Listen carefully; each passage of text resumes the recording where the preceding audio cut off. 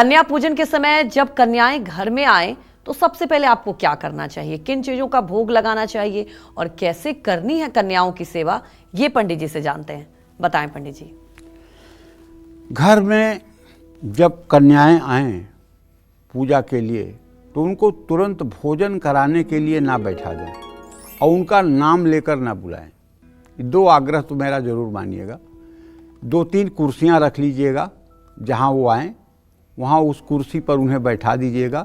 एक बड़ी सी पानी की परात रखिएगा, उसी में एक लोग पानी डालें, एक लोग पैर धोएं। अगर पति पत्नी दोनों हैं तो पत्नी को पानी डालना चाहिए, पति को पैर धोना चाहिए, क्योंकि देवियों की पूजा देवी करती हैं तो उसका फल अगर 99% है, लेकिन अगर पुरुष करते हैं तो उसका फल 100% है। पुत्रों के ऊपर माता की कुछ ज़्यादा ही कृपा होती है, इसीलिए कहा गया है कुपुत्रो जाए तो क्वचिदपि कुमाता न भवति। तो कहने का आशय ये है, उनको पूरब मुँह करके आप कुर्सी पर बैठा दीजिए, उनके नीचे एक पीतल की परात रख दीजिए और उनका पैर धोइए और साफ तौलिया से उनके पैर को पोंछ दीजिए। फिर घर की दूसरी महिला उनके पैरों में आलता लगाएं।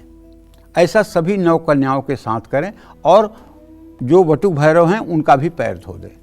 उसके बाद में आप उन्हें नया वस्त्र दे सकते हैं।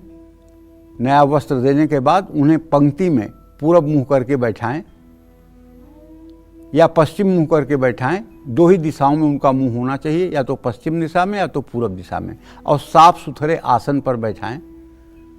सबको अगर आप नया वस्त्र दे सकते हैं तो नया वस्त्र दें, नहीं तो एक एक चुनरी तो सबके कंधे पर जरूर रखें, एक एक माला सबके गले में जरूर पहनाएं, चंदन का टीका सबके माथे पर जरूर करें। इतना करें, इसके बाद में धूप जला करके सबको धूप दिखाएं, दिया जला करके एक दिया से सबको दिया दिखाएं और हर समय ये मंत्र बोलें, ओम नमो देव्यै महादेव्यै शिवाय सत्तं नमः, नमः प्रकृत्यै भद्रायै नियताः प्रणतास्वतां, कुमारी देव्यै नमः चंदनं समर्पयामि, कुमारी देव्यै नमः पुष्पमालां समर्पयामि, कुमारी देव्यै नमः वस्त्रं समर्पयामि, कुमारी देव्यै नमः गंधाक्षतं समर्पयामि, कुमारी देव्यै नमः धूपम समर्पयामि, धूपम आघ्रापयामि, कुमारी देव्यै नमः दीपम दर्शयामि, कुमारी देव्यै नमः नैवेद्यम निवेदयामि।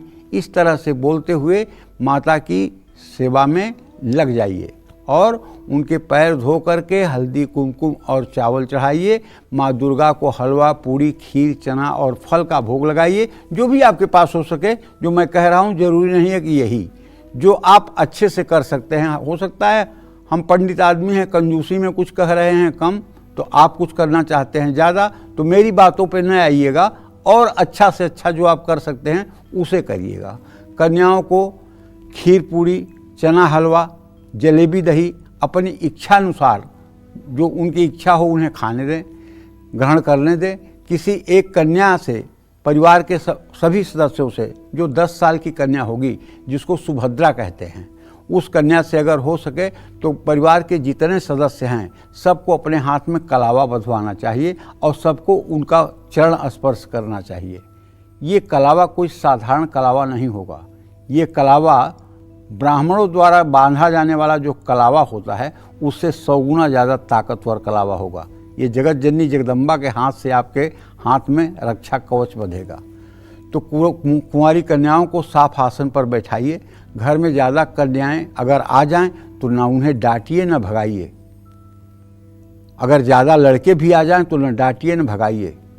पूजा तो आप 9 कन्या और 1 बटुक का ही करें, लेकिन शेष जो आए हुए हैं उनको भी आप कुछ प्रसाद की सामग्री दें और उन्हें भी कुछ दक्षिणा के नाम पर दें। उन्हें निराश न करें और उन्हें डांट करके न भगाएं। अरे नहीं नहीं बहुत हो गई अब जाओ जाओ जाओ, ऐसी कोई व्यवहार की वार्ता ना करें, क्योंकि अगर कोई आता है तो वो भगवती की प्रेरणा से आपके यहाँ आता है, तो इसलिए आप उनका अपमान या तिरस्कार ना करें।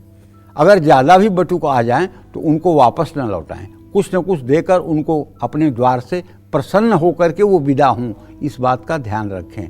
जय माँ विंध्यवासिनी।